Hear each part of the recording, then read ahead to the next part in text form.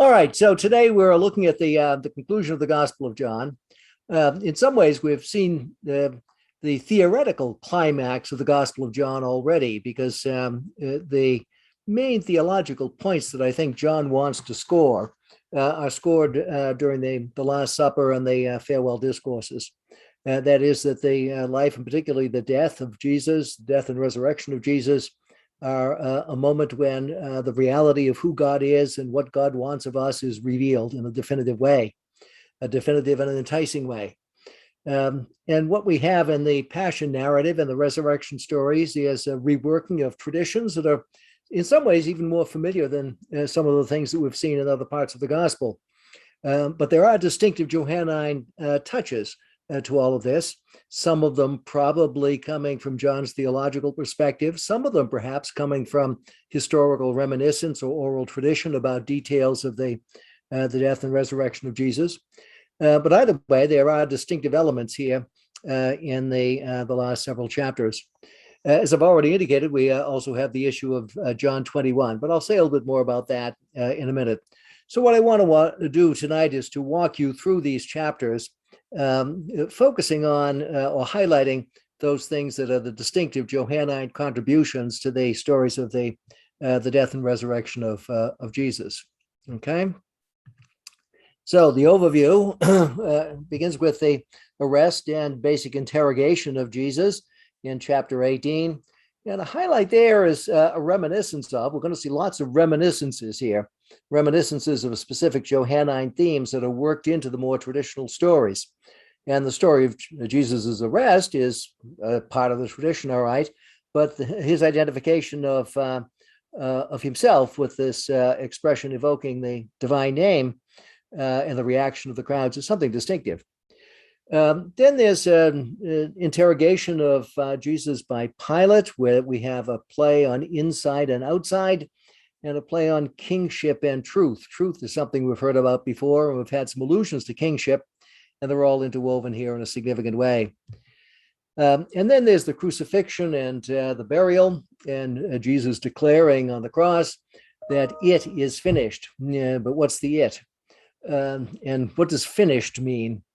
In any case, that's the conclusion of the drama in some ways. Then we have 4 scenes of resurrection, where, first of all, Peter and the beloved disciple discover the empty tomb, and then Mary, the disciples as a whole, and doubting Thomas all encounter the resurrected Jesus. 2 nice diptychs, if you will. And then finally, an epilogue with the final appearance, focusing on Peter and the beloved disciple, and a declaration that a true witness is being born here. So that's the overview, and we're going to run through this in time to leave some time for questions at the end. So the high points of the arrest and the initial interrogation. One too many ends in there. How did that happen? In any case, the main thing about this is, I think, the way in which Jesus responds to the question. They were looking for Jesus. Well, it's me, you could say.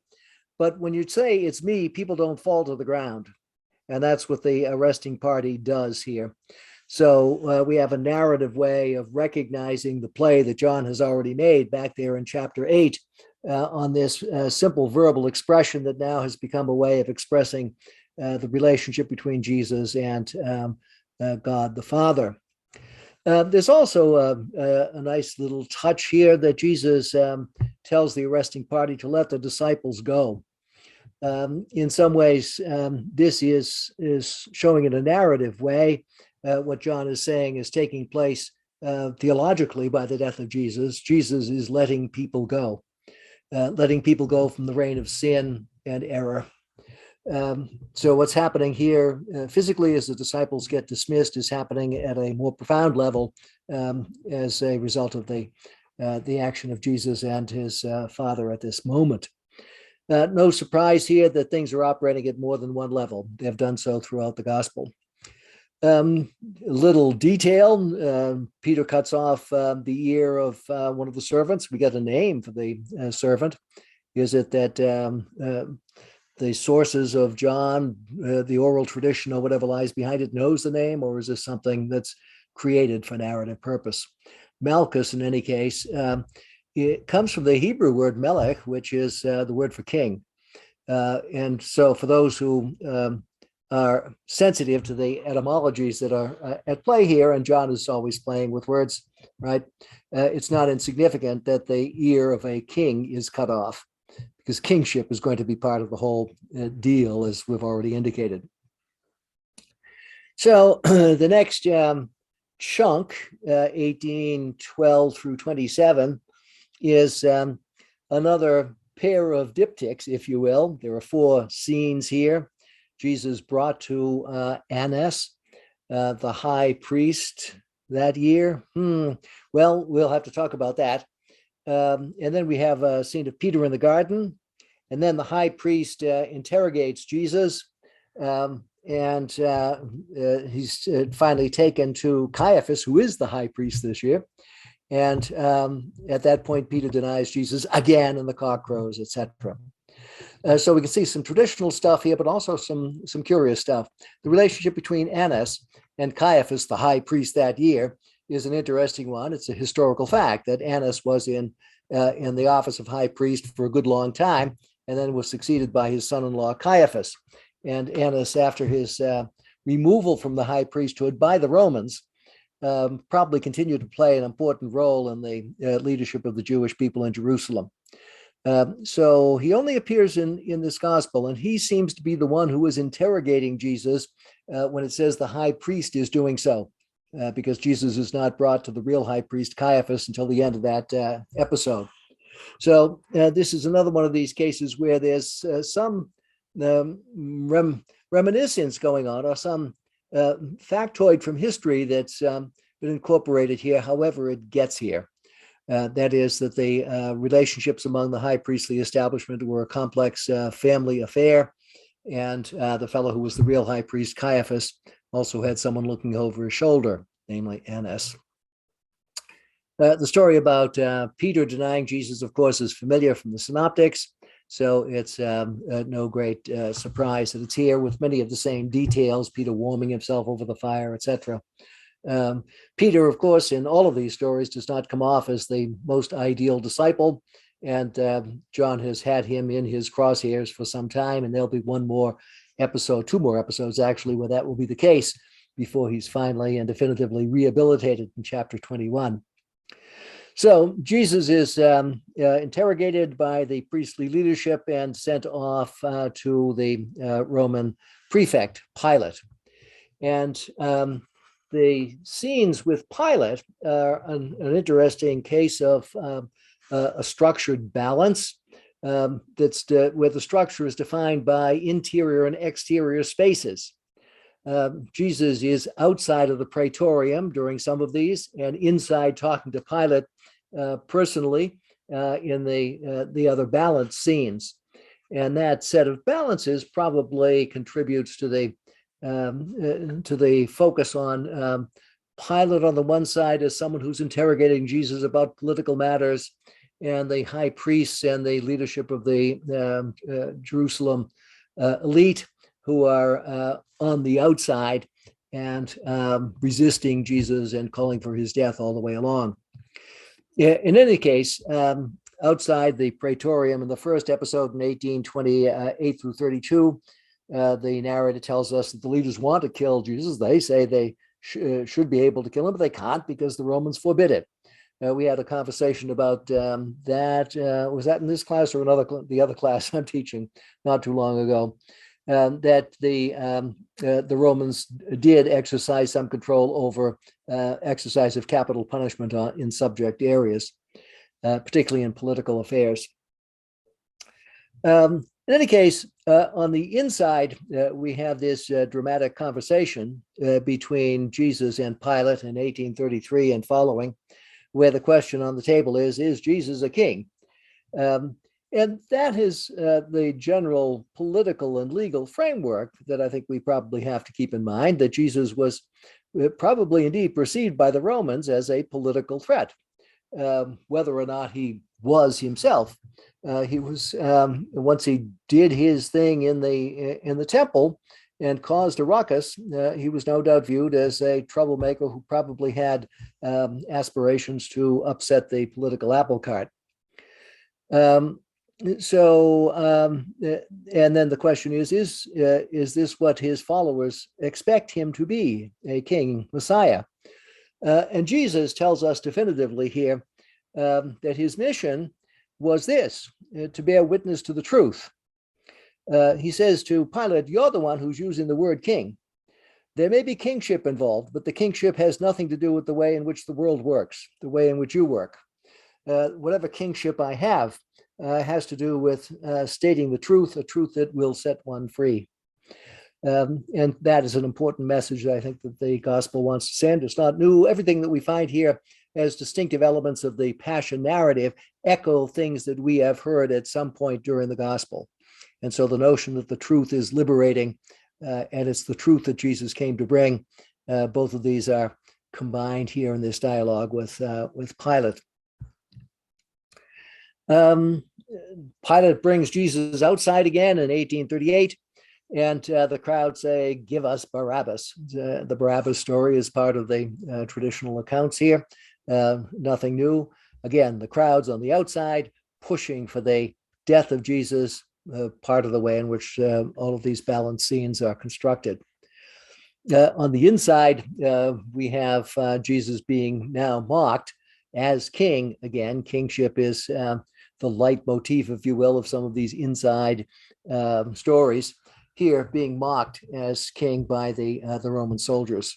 So the king of the Jews is being scourged. It's not what happens to a king, is it? But it is what happens to this king. And it's precisely this thing that he has embraced, this suffering that will lead to a death that can cause liberation. After the scourging, Pilate brings him outside again and shows him to the people and says, Idu ho arthropos, behold the man, which interestingly enough is precisely the language that was used, at least in the Septuagint version of 1 Kings or 1 Samuel 9:17, where Saul is introduced to the people of Israel as the first king. So there's probably an echo of that here, that John wants the sophisticated reader who knows his Bible stories to hear. But there's another echo that I think John is involved in, and that involves the motif of the Son of Man, which we have talked about on more than one occasion, going back to John 1:51, where the Son of Man is portrayed as, in effect, Jacob's ladder, the one on whom angels will ascend and descend, going down from and up to heaven. Where is that ladder? That ladder is in effect on the cross, and that's how access to heaven is going to be defined. The Son of Man, I think, is evoked here also from Daniel 7, the classic basic text that leads to all the speculation about the Son of Man, where the Son of Man is enthroned in heavenly kingly glory.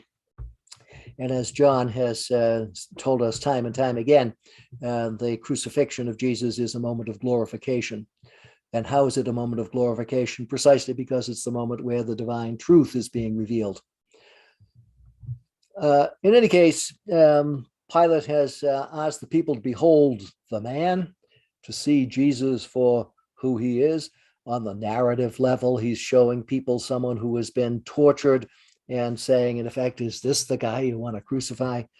But he's also saying at the more theological level to all the readers, behold, this is what you should be looking at, and this is what you should be seeing.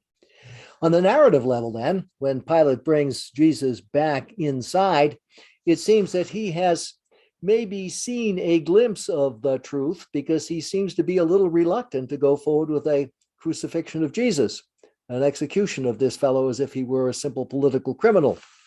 And there's this conversation between Jesus and Pilate about where power comes from. And Jesus tells him, you wouldn't have any power at all if it didn't come to you from above. Again, two senses. The political sense, Pilate would have no power, does have no power unless it were given to him by the Roman emperor. And in fact, he's going to be called from office back to Rome within a couple of years of the death of Jesus because of his probably excessive use of force in keeping down Jewish political sentiment. In any case, that's not what Jesus is talking about. He's talking about the power that comes from high above, that makes everything possible, and that will finally lead to the result that his work is designed to achieve.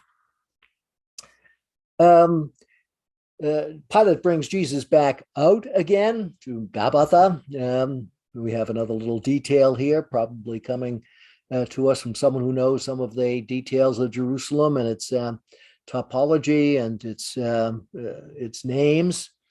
Precisely the same sort of knowledge that was indicated back there in the stories of the pools in chapter 5 and chapter 9.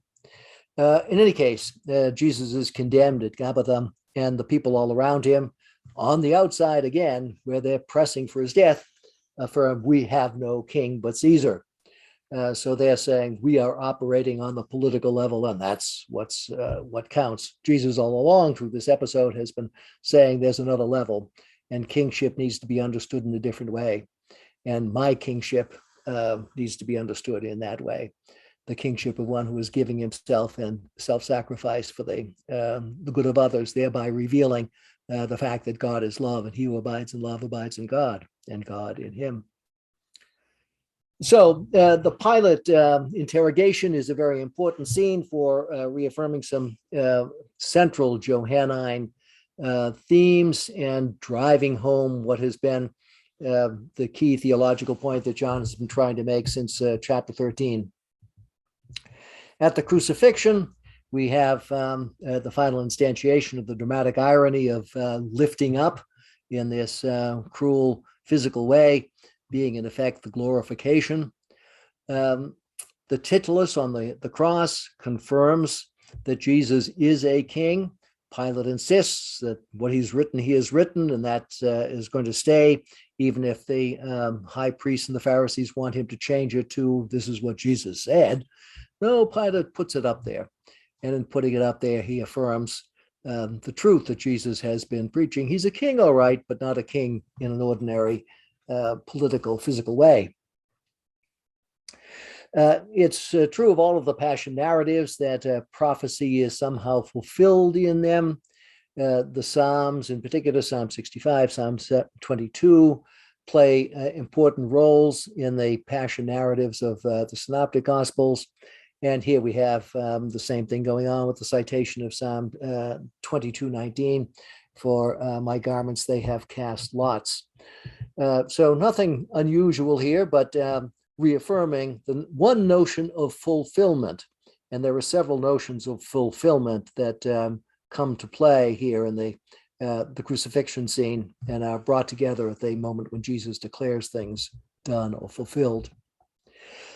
A quite distinctive Johannine element of the Passion narrative is the relationship between his mother and the beloved disciple. Jesus looks down from the cross and tells his mother, behold your son, son, behold your mother. In effect, creating a new family where either the mother takes in the son and cares for him, or vice versa. Either way, a familial relationship is established between these two people who don't have a natural blood affinity.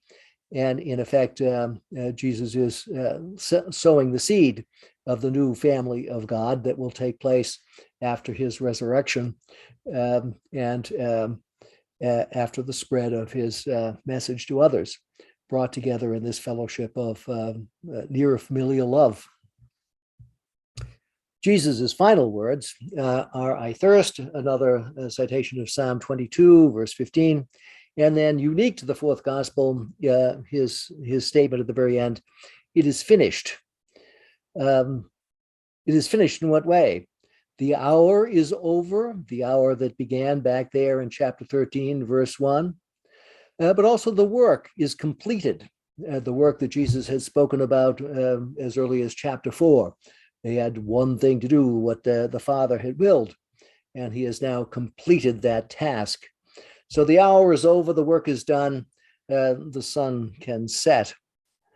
He dies, he gives up his spirit, pours out the spirit. Where does it go? And what does this effusion of the Spirit mean? Again, it can be understood simply at a physical level. You die, you give up your spirit, it goes. But there's also the Spirit that Jesus is going to be breathing into his disciples once he's resurrected. And that Spirit ultimately comes from the act that Jesus has performed, the deed he has done, the fulfillment of prophecy that has taken place on the cross. So this is another one of these cases where there's a simple, physical, ordinary use of terminology that has, within the context of the fourth gospel, quite clearly, a deeper meaning. But after Jesus dies and gives up the Spirit, we have the lance that pierces his side, and there flows out blood and water. Again, a unique touch to what we have in the fourth gospel. And this little touch, which may have some sort of reminiscence in history. Maybe there was someone who did this to Jesus on the cross. It's entirely possible. But it also picks up important themes that have been with us for some time. Jesus as the source of living water, as he said to the Samaritan woman in chapter 3, or as he said somewhat opaquely in chapter 7, that water would come from the belly of the one who believes, or the one who is seen on the cross. A little difficult to know exactly what's going on there, and the difficulty, I think, is deliberate, because the saying can be applied either to the believer or to the one in whom belief resides, and that is Jesus. And here he is on the cross with water coming from his gut. Water that is mixed with blood, and we know the significance of blood because blood is something one has to drink. The blood of Jesus, according to chapter 6, that Eucharistic section, or that deeply sapiential section, or that deeply sapiential reinterpretation of Eucharistic action, which is finally the way in which I suggested that should be read. In any case, the motif has been there, and it's now brought together, like so many of these other motifs, in the distinctive elements of the Passion in John. And then, having been prepared for scriptures being fulfilled in the death of Jesus, it's a standard feature of Passion narratives. We get another scripture thrown at us, that none of his bones should be broken. Which could be an allusion to Psalm 24:21 or to Exodus 12:10. In either case, and certainly if there's a reference to Exodus involved, no bone should be broken goes as a token of Jesus as the new Paschal Lamb, resolving finally the issue of how it is that he's the Lamb of God who takes away the sins of the world, which was the way in which John the Baptist had presented him back there in chapter 1, verse 29. So Jesus is the Lamb who takes away sin as the Paschal Lamb. Paschal lambs were being sacrificed shortly after the death of Jesus, as is made clear by the temporal reference that are given in John 19:14 and 31. This is all taking place after the 6th hour, i.e. afternoon. And it's the day of preparation for the solemn Shabbat, of this case, Passover. And during that time, as we know, was when Passover lambs were being slain. So what does this say about how Jesus takes away the sins of the world?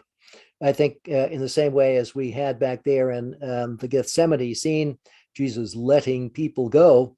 He's the lamb that lets people go from the domination of sin and untruth and falsehood. The truth is that God is love, and he who abides in love abides in God, and God in him. And if you buy that truth and live by it, you are freed from ignorance and freed from sin. And then finally, one more scriptural text, Zechariah 12:10. They will look on the one whom they have pierced. They will look on, they will see. And what has John been saying all the way along? You have to see with the right eyes that have been trained to see what happens at this moment. And our eyes, as sensitive readers of the gospel, have now been trained, we hope, to see what happens at this moment. the revelation of God's redeeming love. After the death of Jesus and the comments about his piercing and no bones being broken, he's buried. And he's buried in all of the Gospels. But here we have a new character that comes along. In addition to Joseph of Arimathea, we have Nicodemus. Nicodemus, who was with us from one of those early episodes, right? Nicodemus, who comes along with an enormous amount of burial ointment, some 100 pounds of scented ointment. What is Nicodemus doing? Is he finally showing that he does believe in Jesus? That attraction that he had because of the signs that he first saw when we first encountered him back there in chapter 3, that they have finally persuaded him?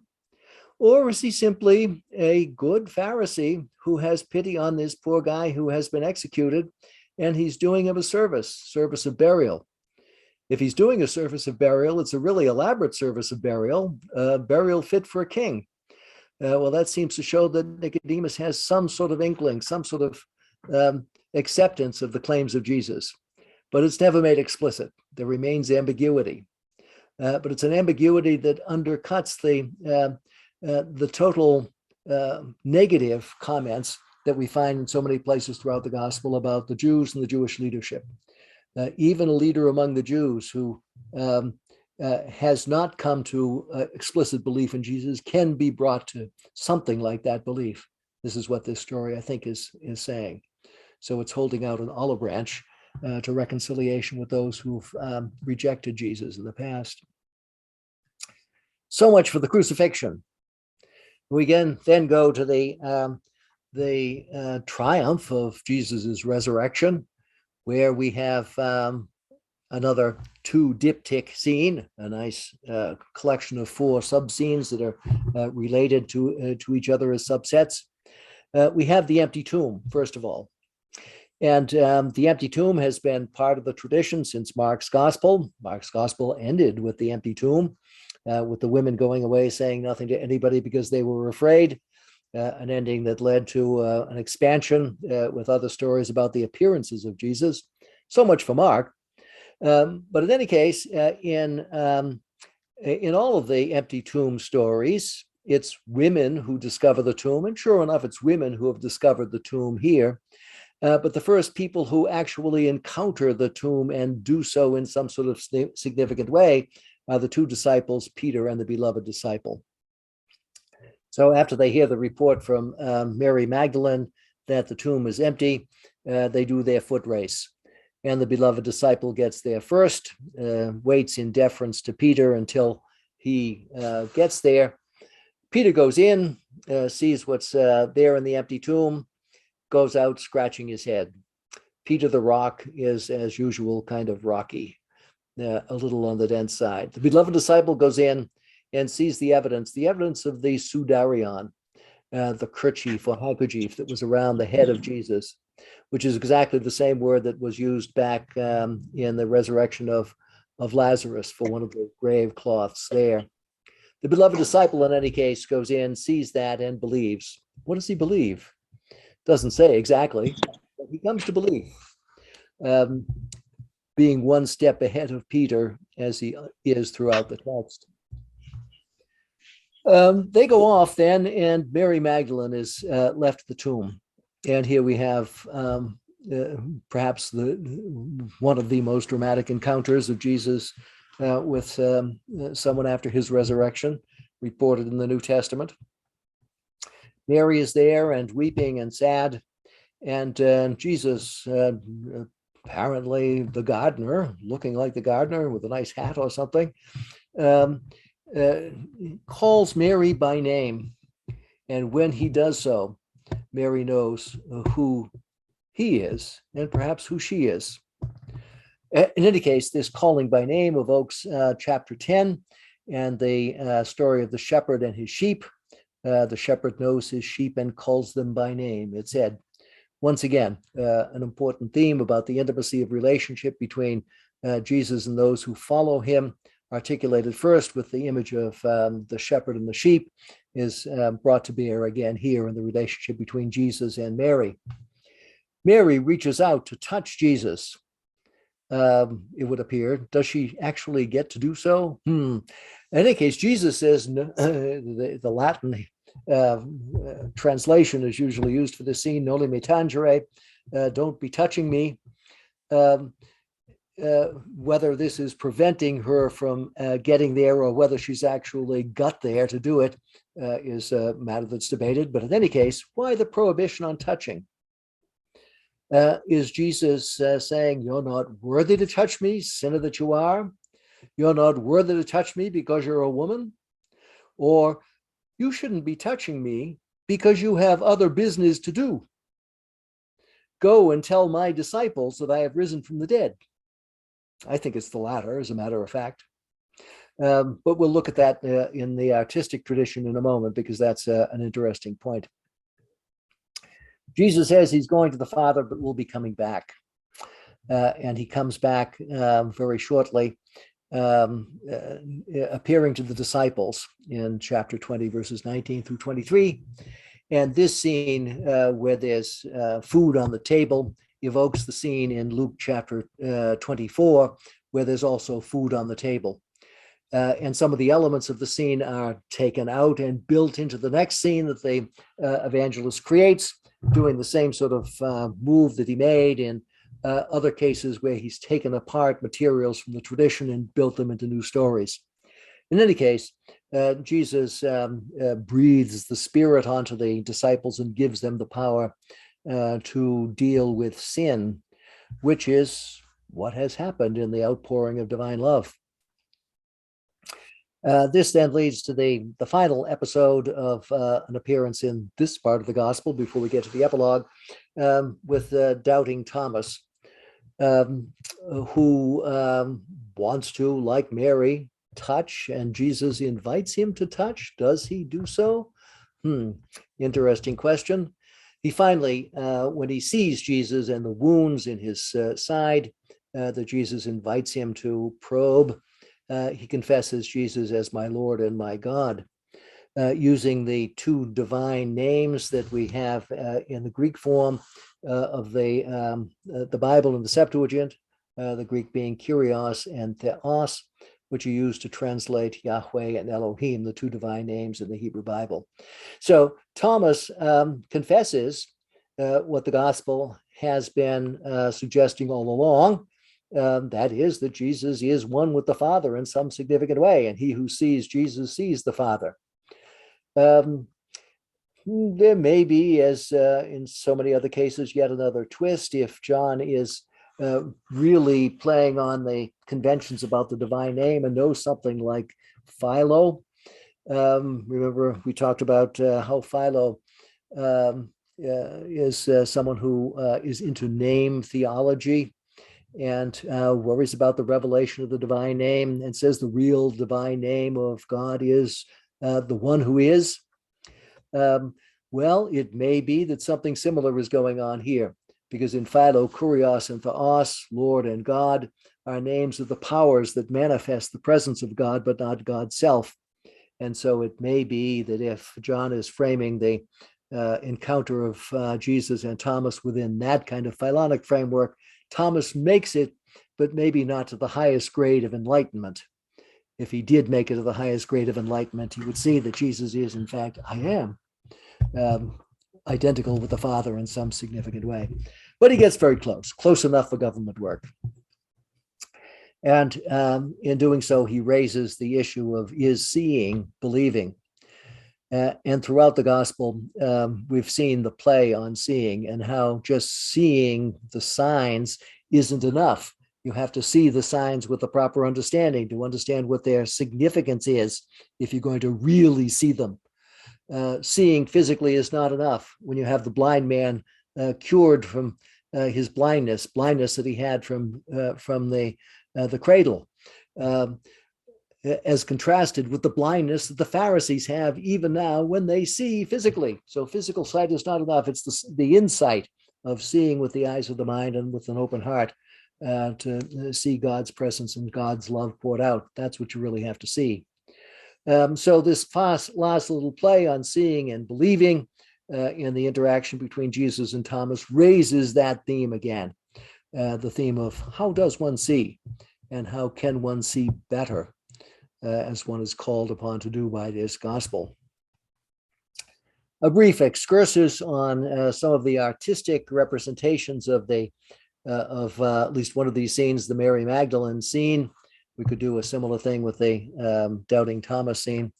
But it's interesting to think about what Jesus is saying and saying to Mary, don't be touching me.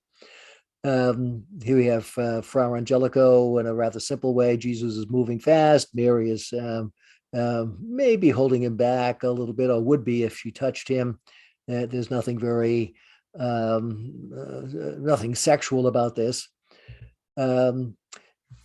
Some of the others, especially in the Renaissance and beyond, seem to suggest that there's some sort of relationship there that may be involved, and the touching may be, the prohibition on touching is get out of that relationship, get out of that simple infatuation, get to something deeper.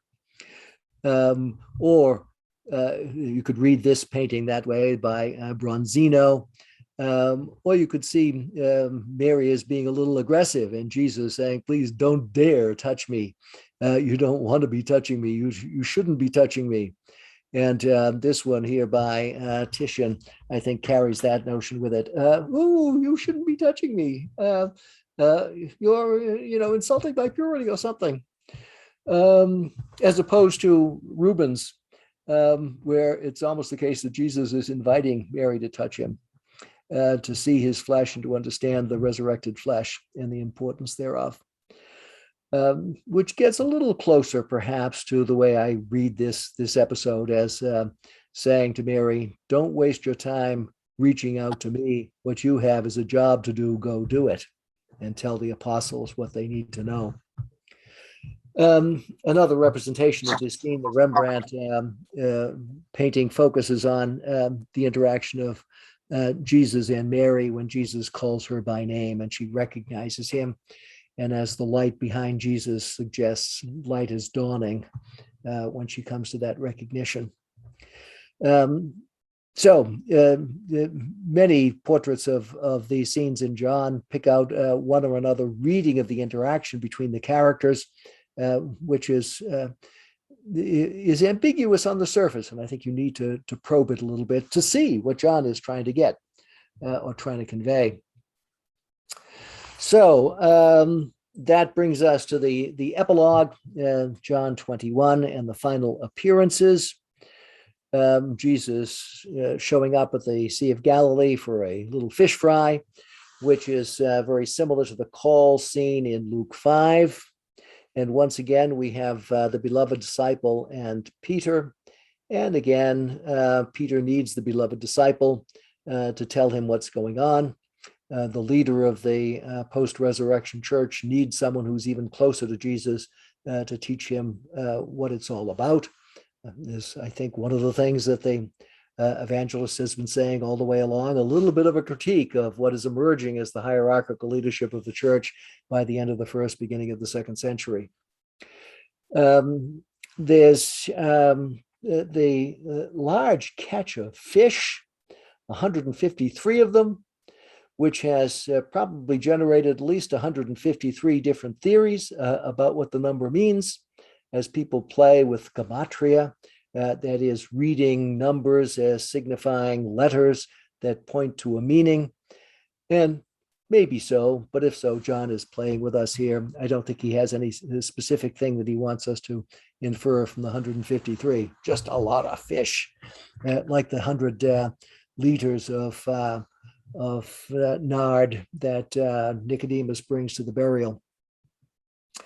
Then one of the main elements of this chapter is the rehabilitation of Peter, where Jesus asks him 3 times, do you love me? Do you love me? Do you love me as a friend? Using different words in Greek, agapao and phileo. A lot of debate on whether there's some difference in meaning in these words, whether Jesus starts out with a stronger form of love, agapao, related to agape, which associated with the command to love in chapter 13 and the like, would refer to that self-giving love that is manifest in Jesus's death on the cross. And after 2 tries, he finally asked Peter, just, do you phileo me? Do you love me like a friend? But Jesus had expressed friendship as or a motto for friendship as the way of framing that self-giving love back in chapter 15. So it may be he's pointing to that even the deeper way of thinking about love than one might have thought was his intent in reading chapter 13. Or one might say Jesus has used both sets of terms pointing to the same reality, and that is probably closest to the truth. In any case, he's asking Peter, do you love me one way or another? If you do, then you show it by exercising your responsibility to lead appropriately and to feed my sheep. A word of admonition, I think, from the evangelist to people who are in Petrine positions, a more positive, perhaps, word to those folk than was used throughout as Peter is given a back seat to the beloved disciple. And then the death of the beloved, death of Peter is first predicted, which leads to a conversation about another death, the death of the beloved disciple. And here, I think what is going on is that there probably is some person in the background of the Johannine community who has served in some capacity as a witness to the teachings of Jesus, whether that person was the author of this gospel or not. Probably had some role in shaping its tradition.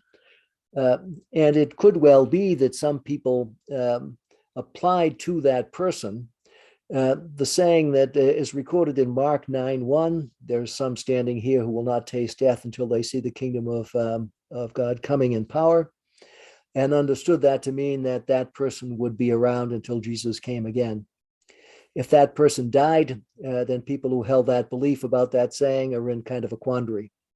And I think this particular episode is solving that problem by simply saying Jesus was speaking hypothetically.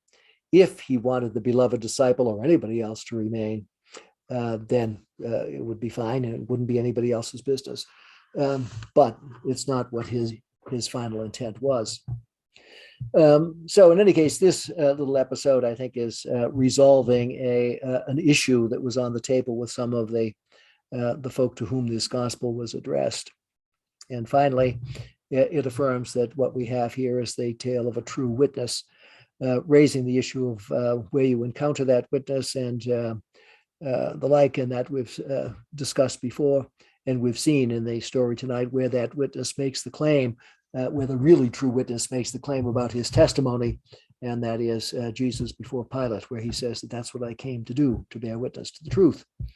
And so the gospel saying, yeah, we have witnesses to the story that I'm telling, but more important than that, we have a witness to the truth, and you need to hear and listen to him. So that is where the gospel ends, on a note that's quite compatible with its fundamental thrust.